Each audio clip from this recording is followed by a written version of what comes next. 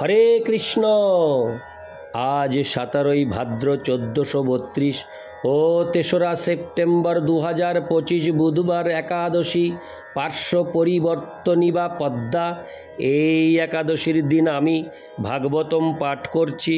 আজ আমি পাঠ করছি ভাগবতমের চতুর্থ স্কন্দ দ্বিতীয় ভাগ দ্বাবিংশতি অধ্যায় চতুষ্ষণের সঙ্গে পৃথু মহারাজের মিলনের শ্লোক 6 থেকে 9।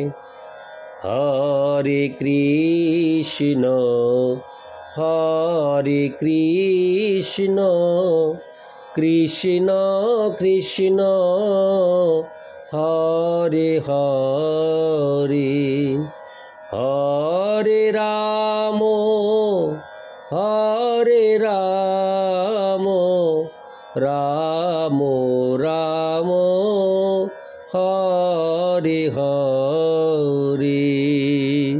শ্লোক 6। আটকাসন আসীনান সদৃশ্যে শিব পাবকান শ্রদ্ধা সংযম সংযুক্ত প্রীত প্রাহ ভবাগ্রজান। অনুবাদ: সেই 4 জন মহর্ষি ছিলেন শিবের অগ্রজ এবং তারা যখন স্বর্ণ সিংহাসনে উপবেশন করেছিলেন তখন তারা যজ্ঞ বেদিতে ঠিক জ্বলন্ত অগ্নির মতো প্রতিভাত হচ্ছিলেন। পৃথু মহারাজ গভীর নম্রতা ও শ্রদ্ধা সহকারে অত্যন্ত সংযতভাবে বলতে শুরু করেছিলেন। তাৎপর্য: এখানে কুমারদের শিবের জ্যেষ্ঠ ভ্রাতা বলে বর্ণনা করা হয়েছে। ব্রহ্মা থেকে যখন কুমারদের উৎপত্তি হয়েছিল তখন ব্রহ্মা জনসংখ্যা বৃদ্ধির জন্য তাদের বিবাহ করতে বলেছিলেন।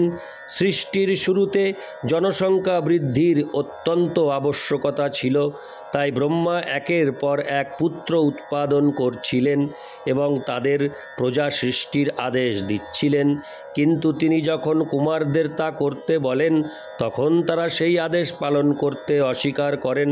তারা সারা জীবন ব্রহ্মচারী থেকে সম্পূর্ণরূপে ভগবদ ভক্তিতে যুক্ত হতে চেয়েছিলেন।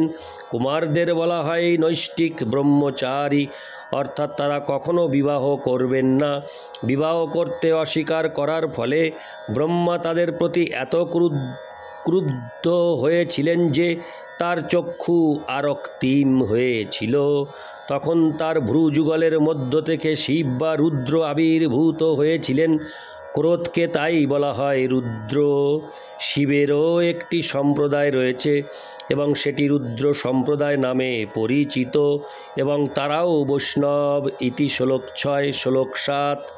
পৃথুরুবাচ অথো আচরিতং কিং মে মঙ্গলং মঙ্গলায়না যস্য বো দর্শনং হাস্যিদুর্দর্শনং চ যোগীভি।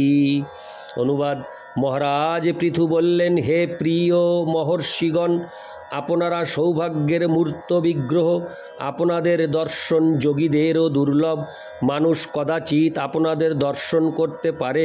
আমি জানি না এমন কি শুভ কার্য আমি করেছিলাম যার ফলে আমি আপনাদের দর্শন পেলাম। তাৎপর্য: যখন কারো পারমার্থিক জীবনে কোনো অসাধারণ ঘটনা ঘটে তখন বুঝতে হবে যে তা তার অজ্ঞাত সুকৃতি বা অজ্ঞাত পুণ্য কর্মের ফল। পরমেশ্বর ভগবান অথবা তার শুদ্ধ ভক্তদের দর্শন কোনো সাধারণ ঘটনা নয়। যখন তা ঘটে তখন বুঝতে হবে যে তা পূর্বকৃত পুণ্য কর্মের পরিণাম।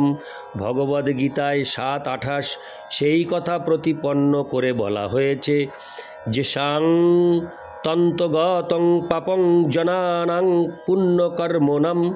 কেউ যখন সমস্ত পাপ কর্মের ফল থেকে মুক্ত হয়ে সম্পূর্ণরূপে পুণ্যকর্মে মগ্ন হন তখনই কেবল তিনি ভগবদ ভক্তিতে যুক্ত হতে পারেন। পৃথু মহারাজের জীবন যদিও হরে কৃষ্ণ।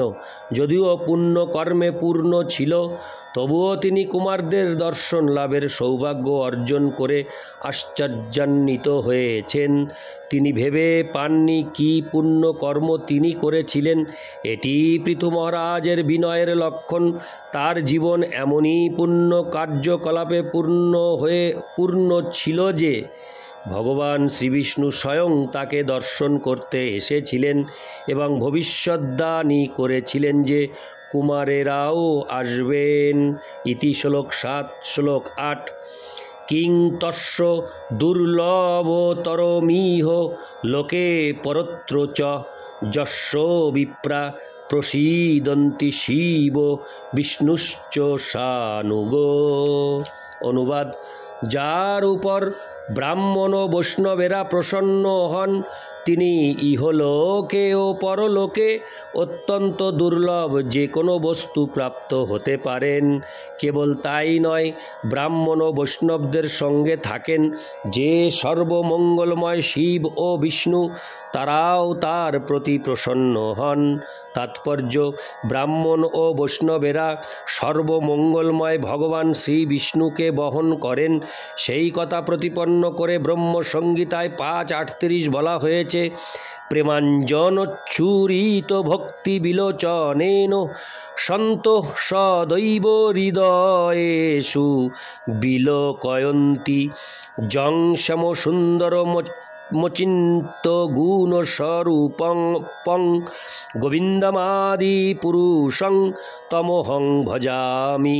ভক্তরা পরমেশ্বর ভগবান গোবিন্দের প্রতি তাদের গভীর প্রেমবশত সর্বদা তাকে তাদের হৃদয়ে বহন করেন। ভগবান সকলেরই হৃদয়ে বিরাজমান, কিন্তু বৈষ্ণব ও ব্রাহ্মণেরা প্রকৃতপক্ষে ভাবাবিষ্ট হয়ে তাকে সর্বদাই অনুভব করেন এবং দর্শন করেন। তাই ব্রাহ্মণ ও বৈষ্ণবেরা বিষ্ণুকে বহন করেন যেখানেই তারা যান। শ্রী বিষ্ণু, শিব ও ভগবদ ভক্তদের তারা বহন করেন। 4 কুমার হচ্ছেন ব্রাহ্মণ এবং তারা মহারাজ পৃথুর প্রাসাদে এসেছিলেন। অতএব স্বভাবতই শ্রীবিষ্ণু ও তার ভক্তরাও সেখানে উপস্থিত ছিলেন। তাই সিদ্ধান্ত করা যায় যে ব্রাহ্মণ ও বৈষ্ণবেরা যখন কারো প্রতি প্রসন্ন হন তখন ভগবান শ্রী বিষ্ণুও তার প্রতি প্রসন্ন হন। হরে কৃষ্ণ। শিল বিশ্বনাথ চক্রবর্তী ঠাকুরও সেই কথা প্রতিপন্ন করে গুবর্বাষ্টকমে গেয়েছেন, যস্য প্রসাদাৎ ভগবৎ প্রসাদ। ব্রাহ্মণ ও বৈষ্ণব সদ্গুরুর প্রসন্নতা বিধানের দ্বারা পরমেশ্বর ভগবানের প্রসন্নতা বিধান করা যায়। পরমেশ্বর ভগবান যদি প্রসন্ন হন তাহলে আর ইহলোকে অথবা পরলোকে তার কিছুই অপ্রাপ্য থাকে না। ইতি শ্লোক 8। শ্লোক 9। নৈব লক্ষয়তে লোকান পর্যটতো হপি যান যথা সর্বদৃশং সর্ব আত্মানং জেহস্য হে তব। পৃথু মহারাজ বললেন, যদিও আপনারা সমস্ত লোকে বিচরণ করেন তবুও কেউই আপনাদের দেখতে পায় না।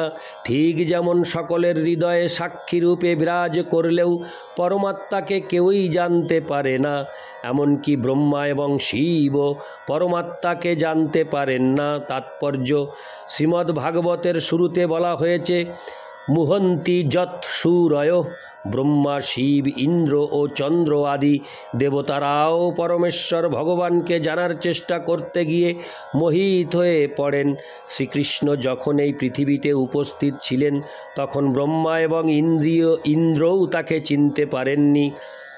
অতএব যে সমস্ত যোগী অথবা জ্ঞানীরা যারা পরম সত্য পরমেশ্বর ভগবানকে নির্বিশেষ বলে মনে করে তাদের আর কি কথা। তেমনি কুমারদের মতো মহাপুরুষ এবং বৈষ্ণবেরাও সাধারণের দৃষ্টির অগোচর, যদিও তারা ব্রহ্মাণ্ডের বিভিন্ন লোকে সর্বত্র বিচরণ করেন। সনাতন গোস্বামী যখন শ্রী চৈতন্য মহাপ্রভুর সঙ্গে সাক্ষাৎ করতে গিয়েছিলেন তখন চন্দ্রশেখর আচার্য তাকে চিনতে পারেননি। অর্থাৎ পরমেশ্বর ভগবান সকলের হৃদয়ে বিরাজ করলেও যেমন জড়া প্রকৃতির গুণের অধীন ব্যক্তিরা এই জগতের উৎস পরমেশ্বর ভগবানকে জানতে পারে না, তেমনি তার শুদ্ধ ভক্ত বৈষ্ণবেরাও পৃথিবীর সর্বত্র বিচরণ করলেও বদ্ধ জীবেরা তাদের চিনতে পারে না। তাই বলা হয়েছে যে জড়চক্ষুর দ্বারা পরমেশ্বর ভগবান অথবা বৈষ্ণবকে দর্শন করা যায় না। ভগবানের সেবায় যুক্ত হয়ে ইন্দ্রিয়গুলিকে শুদ্ধ করতে হয়, তখন ধীরে ধীরে উপলব্ধি করা যায় পরমেশ্বর ভগবানকে এবং বৈষ্ণবকে। ইতি শ্লোক 9। হরে কৃষ্ণ হরে কৃষ্ণ কৃষ্ণ কৃষ্ণ হরে হরে হরে রাম রাম রাম হরে হরে। হরে কৃষ্ণ।